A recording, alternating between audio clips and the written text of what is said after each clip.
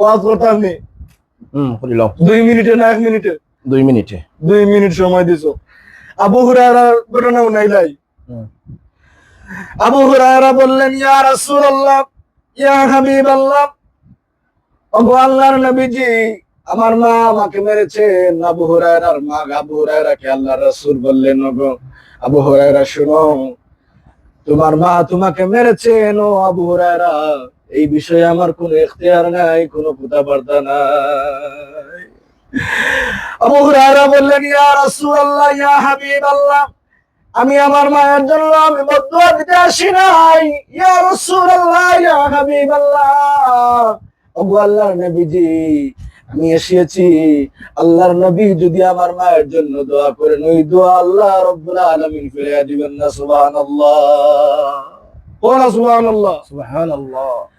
এরপরে আবু হুরায়রা তো আল্লাহর রাসূল দোয়া করে আল্লাহ আবু হুরায়রার মাকে তুমি হেদায়েত দান করো আবু হুরায়রা রাদিয়াল্লাহু তাআলা আনহু দৌড়াতে লাগলেন দৌড়াতে যখন সঙ্গী সাথী ধরে ফেললো বললো আবু হুরায়রা কোনদিন দৌড়াও না আজকে কেন তুমি দৌড়াও রে ও আবু হুরায়রা সেই সময় আবু হুরায়রা বললেন ও আমার সাহাবী ভাইরা জামাত ধরো না জামাত ছেড়ে দাও আমি দেখতে চাই বাড়ির যাবার পূর্বে বিশ্ব নবীর দোয়া বাড়ির মধ্যে পৌঁছে গিয়েছে কিনা যখন বাড়ির মধ্যে গেলেন বাড়ির মধ্যে গিয়ে যখন আবু হুরায়রা যখন মা বলে ডাক দিলেন এই সময় আবু হুরায়রার মা বললেন ও আমার সন্তান আমি তোমাকে মেরেছি কষ্ট পেয়েছি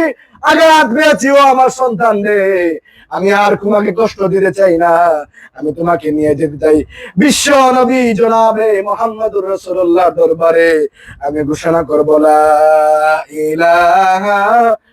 ইল্লাল্লাহু